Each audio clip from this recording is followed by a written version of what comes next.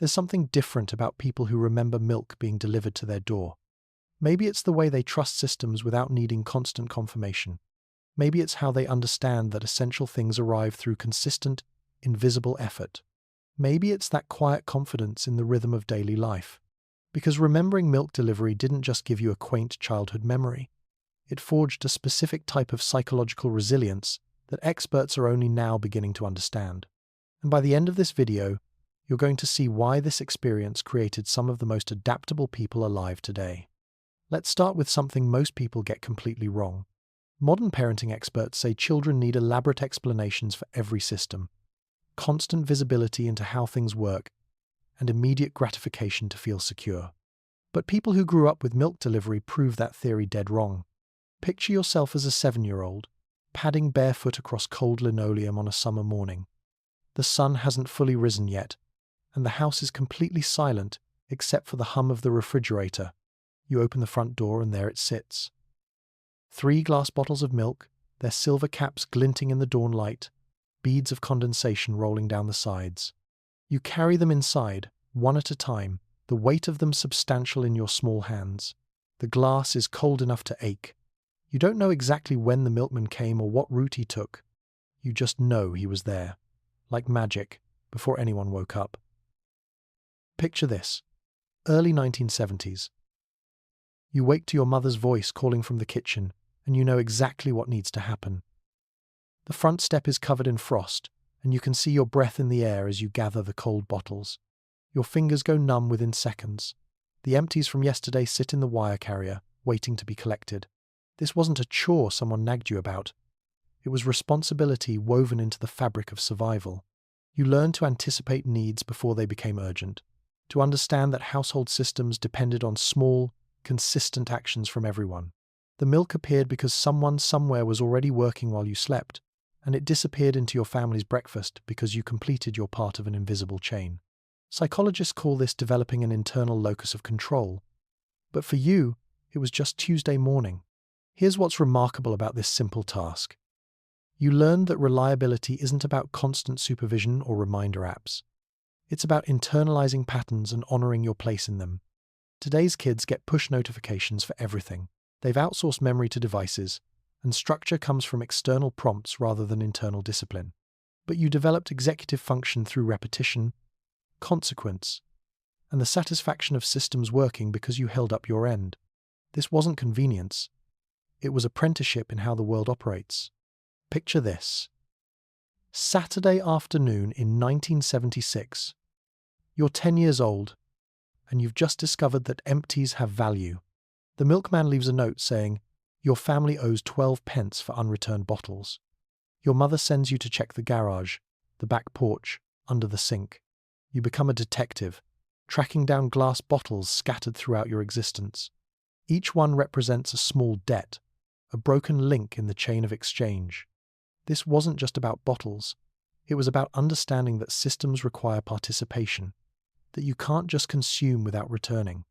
You learned the economics of reciprocity before you knew the word economics. Every empty you returned reduced the invisible ledger. Every bottle you lost became a tangible lesson in responsibility. Neuroscientists call this developing delayed gratification and understanding consequence chains. But for you, it was just trying to avoid your mother's disappointed sigh when the bill came. Here's what's remarkable. You internalized the idea that everything borrowed must be returned, that convenience carries obligation. Modern subscription services auto-renew without you noticing. Kids today consume endlessly without understanding the reverse flow that makes systems sustainable. But you learned circularity, the dance of give and take that keeps communities functioning. This wasn't punishment. It was education in mutual dependence. Picture this. Some random Tuesday in 1982. You're 12 years old, and you wake up to notice something's wrong before you even know what it is. The silence feels different. You open the front door, and the step is bare except for dead leaves. No bottles, no note. Just like that, a rhythm you've known your entire life ends without ceremony or explanation. This wasn't just losing a convenience. It was your first encounter with institutional death, with the way entire systems can vanish overnight regardless of how much you relied on them. You learned that the world doesn't pause to ease you through transitions. Things end. You adapt or you go without milk. Psychologists call this stress inoculation, the building of resilience through manageable loss. But for you, it was grief nobody else seemed to think needed processing. Here's what's remarkable. This small loss taught you that stability is temporary, that you can't anchor your security to external systems. Today's children are shielded from endings. Parents engineer soft landings for every disappointment, explain away every loss before kids can feel it fully. But you learned that grief and adaptation are the same process, that you survive by adjusting expectations rather than demanding the world restore what's gone. This wasn't trauma. It was vaccination against fragility. Picture this. Sunday morning, early 1970s. You're 9 years old and your father is teaching you to pour milk without shaking the bottle. "See that line at the top?" he says, pointing to where the cream has separated and risen. That's the good stuff. You learn to tilt slowly, to decant the cream for your mother's coffee, then pour the regular milk for your cereal. Your hands shake. You spill a little, but gradually you develop the fine motor control and patience required. This wasn't simply a practical skill. It was training in observation, in respecting natural processes, in understanding that good things require gentle handling. You learn to see gradients, to recognize that not everything mixes uniformly, that value often separates into visible layers if you know how to look. Research suggests this kind of fine-tuned manual task develops both executive function and frustration tolerance simultaneously. But for you, it was just breakfast preparation. Here's what's remarkable. You were learning to work with natural systems rather than demanding they conform to your convenience. Modern kids get homogenized everything. They expect uniformity, instant usability, products that require no skill to access or appreciate. But you learned that the best experiences demand attention, care, and the willingness to work with rather than against natural properties. This wasn't complication, it was respect for process. Picture this. Thursday morning, mid-1970s. You're 11 years old and you've overslept. You rush through breakfast, grab your school bag, and sprint for the bus. Only at lunchtime do you remember with a stomach-dropping sensation. The milk bottles are still sitting on the front step, warming in the sun. By the time you get home at 4, they're hot to the touch, the milk inside spoiled and starting to separate.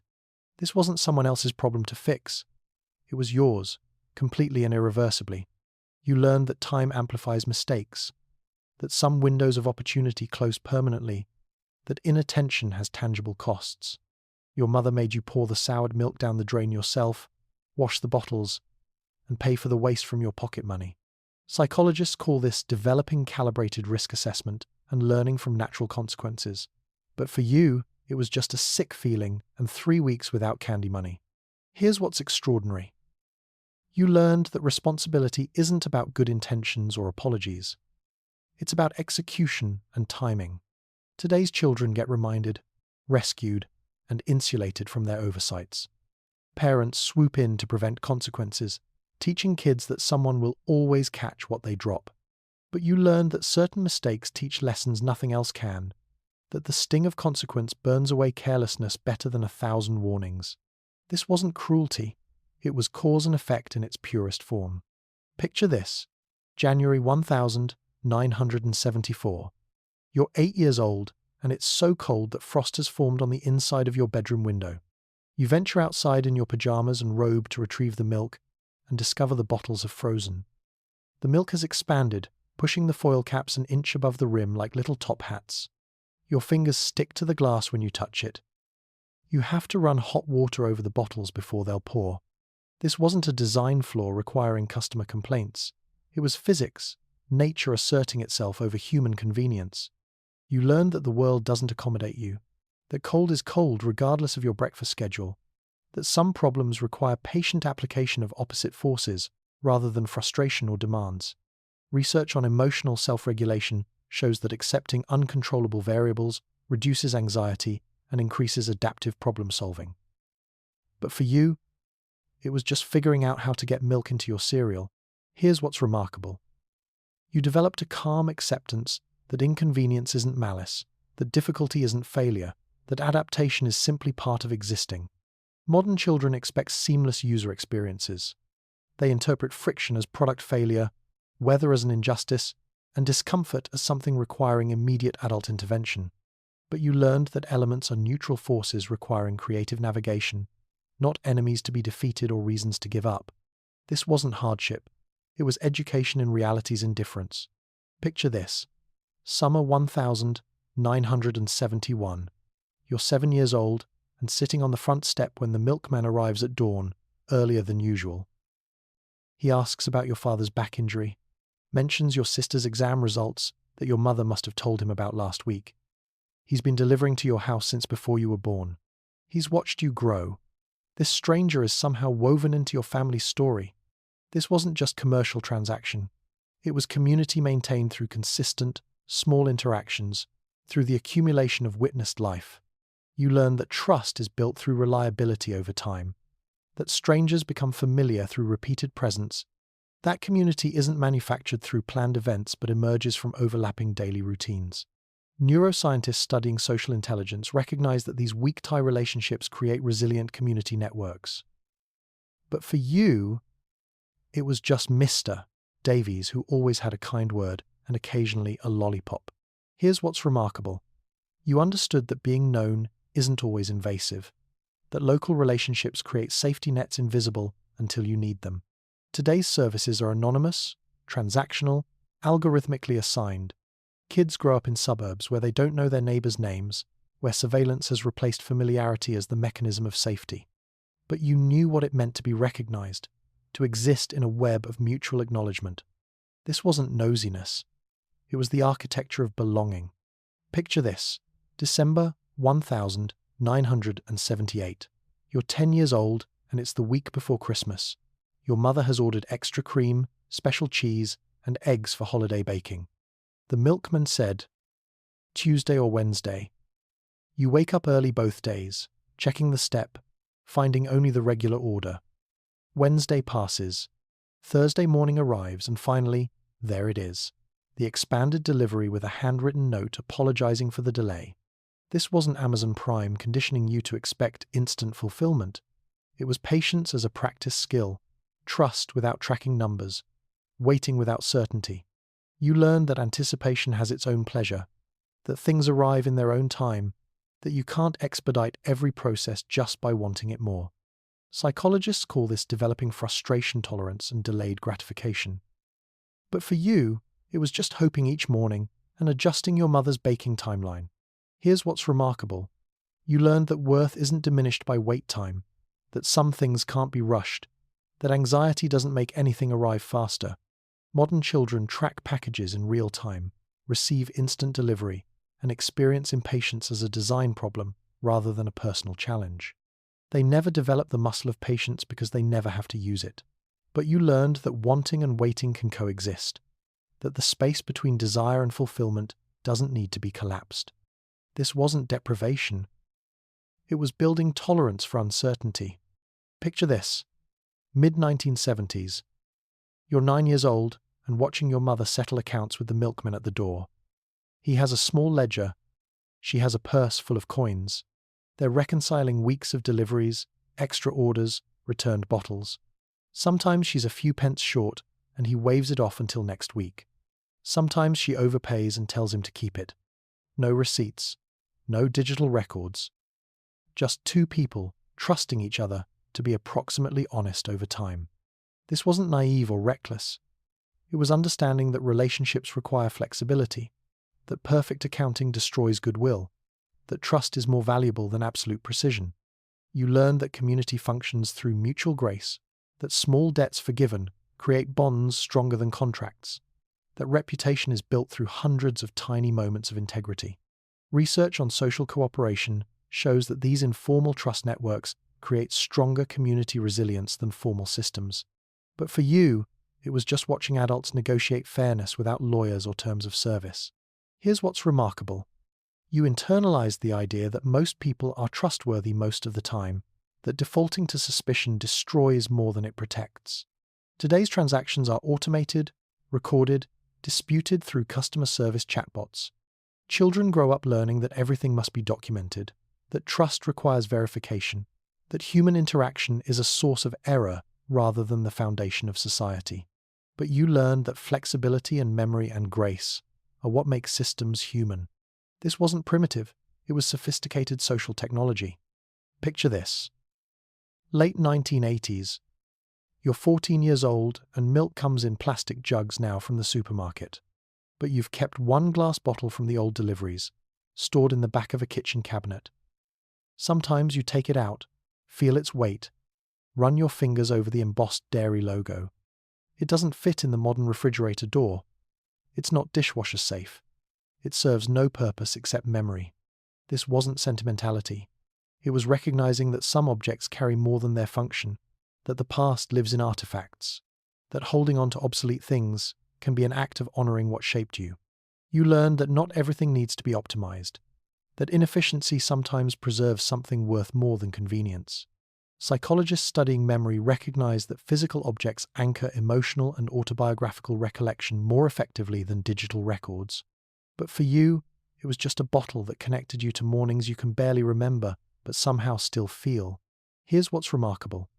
You understood that progress involves loss, that every gain shadows a goodbye, that you can acknowledge both without rejecting either. Modern children have no obsolete objects because everything is constantly upgraded. They lose the physical continuity that connects childhood to adulthood, the tangible proof that they existed in a different world. But you have anchors, even if they're just empty bottles. This wasn't hoarding. It was maintaining continuity with who you were. But some experiences cut deeper. Consider the morning you were homesick from school, maybe 9 years old, feverish and alone in the quiet house while your mother worked in the garden. You heard the faint clink of glass on the front step. Even in your fog of illness, the sound registered as comfort, as proof that routines continue even when you're not participating in them. The milk arrived. The world kept turning. Someone was doing their job while you lay useless under blankets. And somehow that was profoundly reassuring. You weren't the center holding everything together.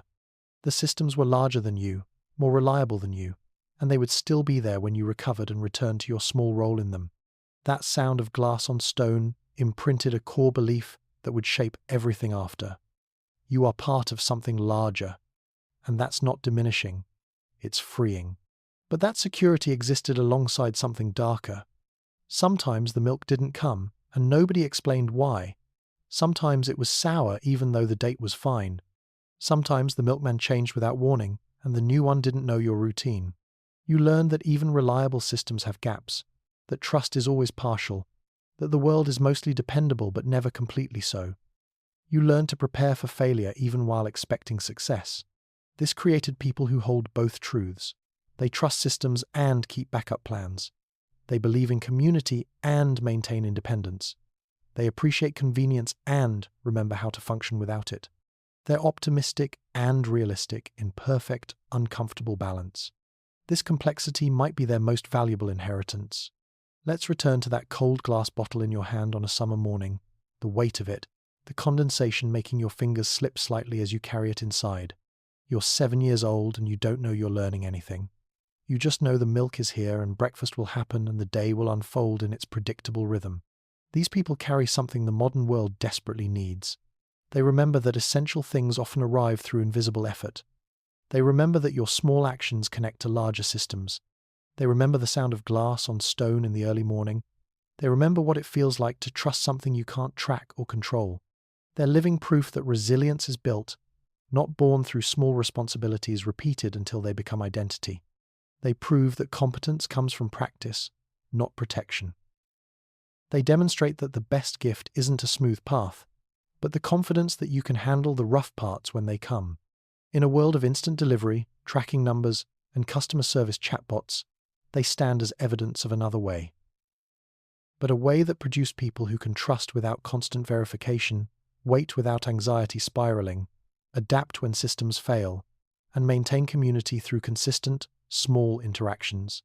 They grew up in a world where milk appeared before dawn through invisible hands, where systems worked through collective participation rather than technological guarantee, where convenience required cooperation and reliability was built on human relationships. And somehow, they learned to hold it all, the trust and the skepticism, the community and the independence, the gratitude and the readiness for things to change without warning.